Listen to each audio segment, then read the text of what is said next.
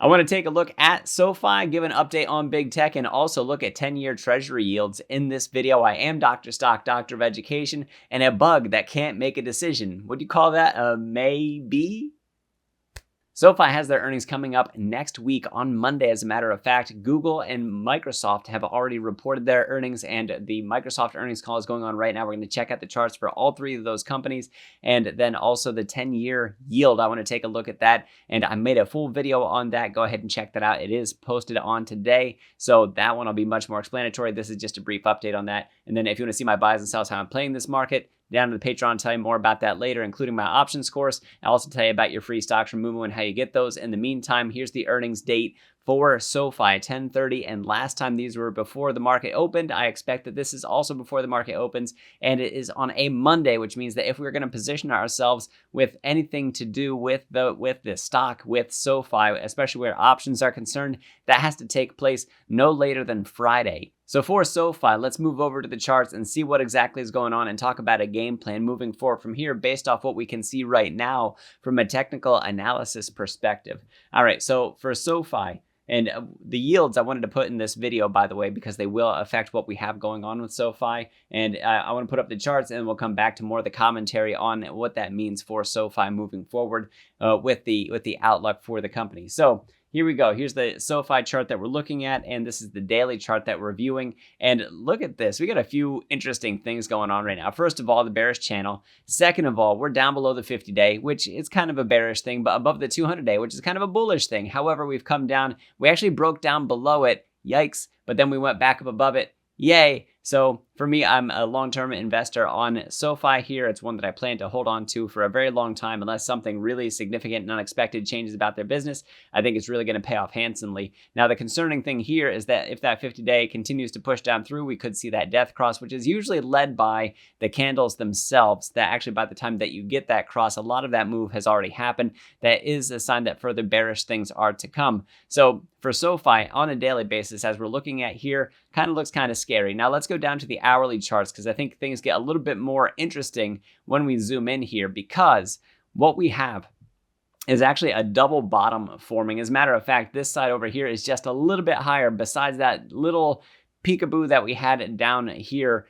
Just a little bit higher than what we had there. Very good thing. Momentum's building on an hourly basis as well with the RSI as we look at it. So let me grab my horizontal line and we'll put this on here so that you can see where that falls. This is a good thing. The fact that we actually turned around before we got down to the bottom. As a matter of fact, we tagged the bottom of the channel, but it was so darn brief. As a matter of fact, it's going to be hard to see on this. There it is. There's that little tiny red candle wick. I don't even know if you can see it, but man, oh man, did it rip up from there. So that's a very good thing as we look at SoFi. Now let's reset that chart view and see what else we can see. Now we do have to pay attention because there are some minor themes going on in here, some more near-term trends, if you will. So when we look at this, or when I look at this, I mean, maybe you see something else and you're welcome to share that with me down in the comments.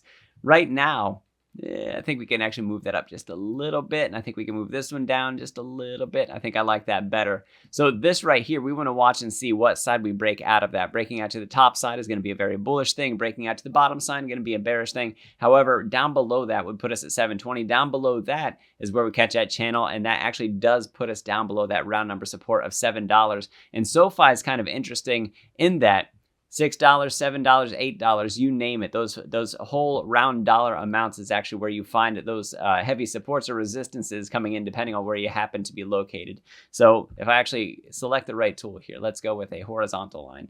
There we are. And $8 is right about there. And then I believe that what we have here, we can actually drop that down to 7 in just a moment. But let's find where 6 is. 6 is all the way down here. If we get that death cross, that 6 could be something that would play out in time. Now, mind you, if we get a sharp drop on SoFi, that would put us down, way down below. As a matter of fact, look where we tagged.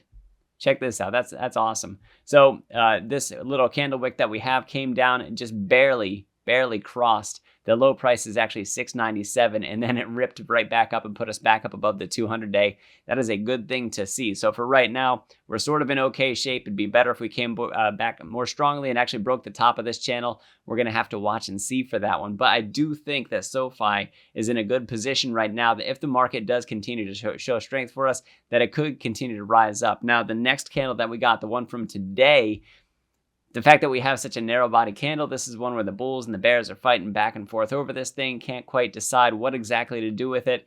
And we did tag the 200-day as well. And that 200-day as of today's close is $7.25 as we look at it. It is possible that we actually return up higher to this $8 mark. And that would be a point of confluence pretty much with what we would have coming down from that 50-day as we look at this one. So for SoFi, this is one that I have shares of SoFi already in my portfolio, and then I usually play the bigger movements on it using options. So I talked before in some of my videos about what I did when it came to the last earnings that we had, when I expected a lot of excitement to come into it, and we got it. So I took some call options out on a Friday, and those call options paid off very handsomely. I don't have the results in front of me right now, but you can go back and watch my video from back in July, and you'll see that. That was July 31st, I believe I report on then. If not, it's August the 1st. But it's somewhere right around in there when I put out that video. I believe it was July the 31st though. And then when I saw that spike happening, figuring that it was not going to stay up that high, what I did was I turned around and sold calls against my shares. So I bought calls to take advantage on the way up, sold calls to take advantage on the way down. That worked out very well for me, as you can see just how quickly we returned back down to this thing that turned out to be a trend for us, where we have this bearish channel currently happening right now for SoFi. So it is possible that we see things settle. However, I don't think that we settle for long for SoFi, and I do think that bond yields are going to continue to play a big role in this, and the credit tightening is something that SoFi also has to face. However, so far, as of their last earnings call, they still expect to be profitable by the fourth quarter. So we'll keep our fingers crossed that that's exactly what we see. I think there's going to be a lot of excitement leading up to those earnings. So it is possible that we get the run up this week, because remember, those earnings are in the AM, meaning the pre-market hours, that we won't get that chance to take out any options positions on Monday itself. Should we do that, and you got to do your own research and due diligence, none of this is financial advice, but any position that I'm going to take, and most likely it'll be through call options. Maybe while the price is depressed like this, I'll pick up a few more shares as well. Take some time to DCA in that. And then I do think that there is a good chance that we run up to earnings in this. And if that does not happen to be the case, if instead we sell off into earnings, then for me, I could see myself selling puts against those shares that we have. And then I think from that, then we would rubber band back up with the earnings, because Anthony Noto tends to deliver and beat on his promises. So under promise and over deliver, I guess, would be the way that you could think about that happening, which is about what you want from your earnings call. So for SoFi, most definitely bullish. Let's take a look real quick. I want to look at Google and Microsoft. We're also going to look at that 10-year yield, and then I'll give my final commentary on that.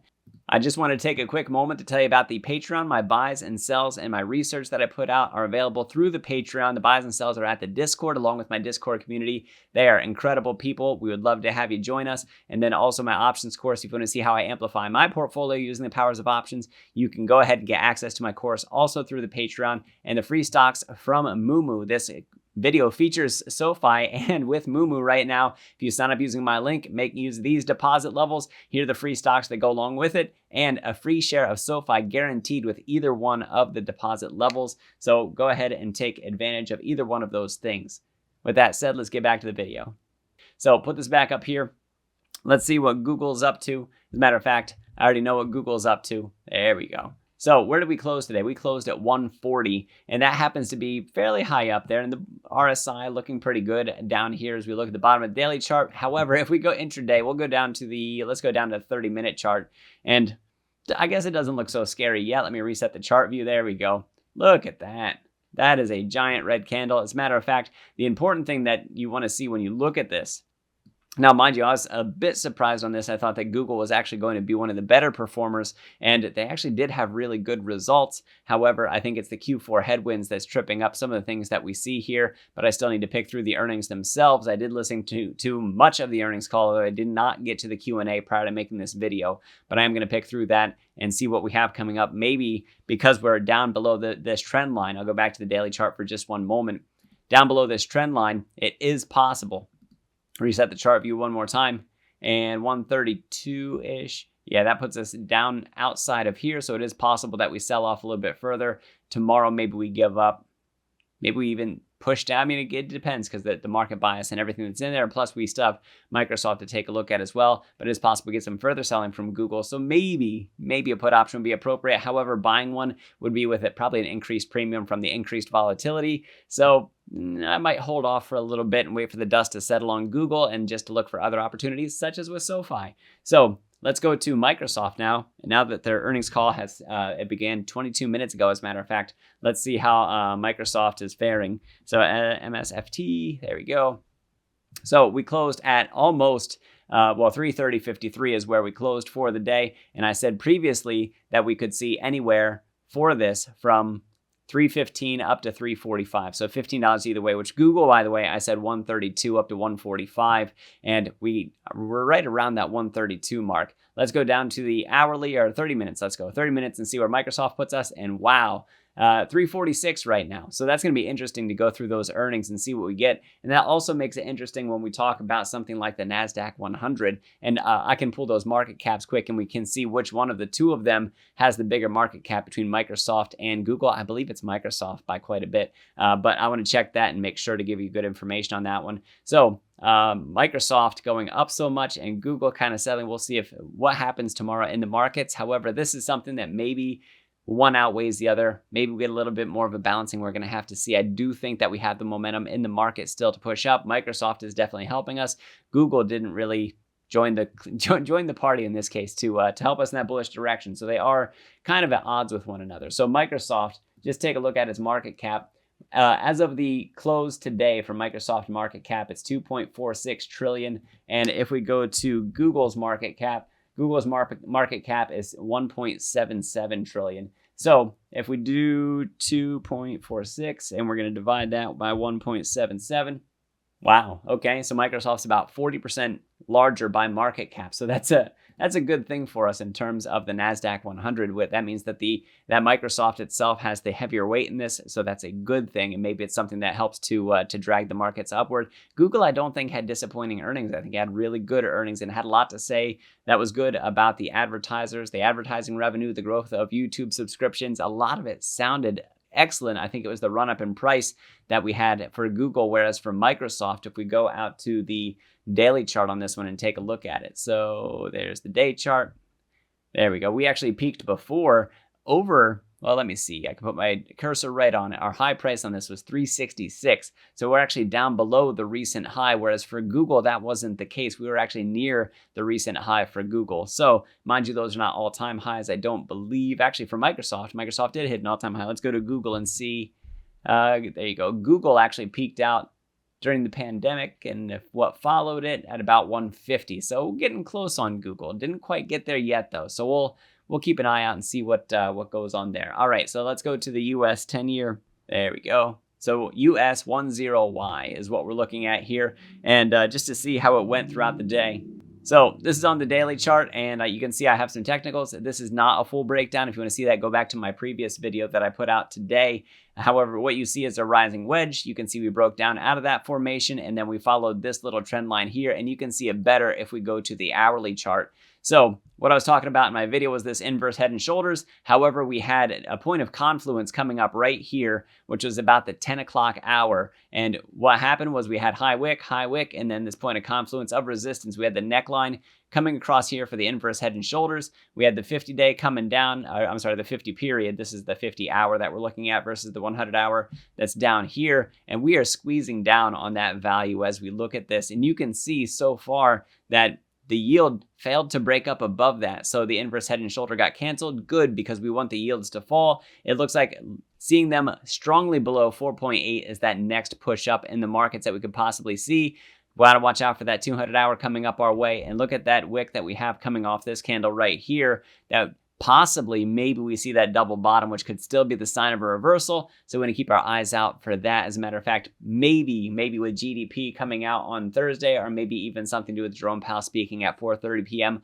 on Wednesday. Either one of those things catalyzing what we see for the bond yields going out there right now for the U.S. Treasuries. Now, for the treasuries themselves, Sofi is going to feel the pinch too. The more those yields go up, the less those bonds are worth, which for Sofi, having banking as part of their business, that can be something that really can hurt them with unrealized losses if there's anything that causes any sort of flight risk that they might happen to be a part of. And I don't know that they're as exposed as traditional banks would be, but that would definitely be something that would weigh on them. And for them, they hold very high standards for whom they lend credit to, but they most certainly don't want to see their deposits go out to the point where they have to cash out, sell at a loss, and then pay out those people, or possibly even become insolvent. So the more this thing drops, the more this 10-year yield drops that we have right now, which currently is at 4.819 as I see it on this chart. The more that drops, the better it is for SoFi. So we want to see that drop throughout the week. And if it comes in significantly lower, maybe we see the stock price start to rise up. Maybe that even makes us a little bit more bullish on what we have for the earnings, which I am right now. And I got to polish up a little bit of my knowledge on SoFi running into these earnings, but I am leading towards that bullish sense, especially down where the price is at right now. And if it breaks down even lower, I think that makes an even better case for that price actually surprising to the upside when we have those earnings coming out on Monday. So I'm going to let you guys go. Thank you for watching. Let me know what you think of SoFi down in the comments. Google, Microsoft, if you have any commentary that you would also like to provide there, any insights or thoughts that you have regarding them, hit me up down in the comments with them. Don't forget about the Patreon. That link is down in the description. Come on over and join the community. We'd absolutely love to have you over there. And then also your free shares from Moo. Go ahead and snag those while you're at it. I am Dr. Stock, Doctor of Education. Remember, my friends, that learning is earning, and we'll see you in the next video.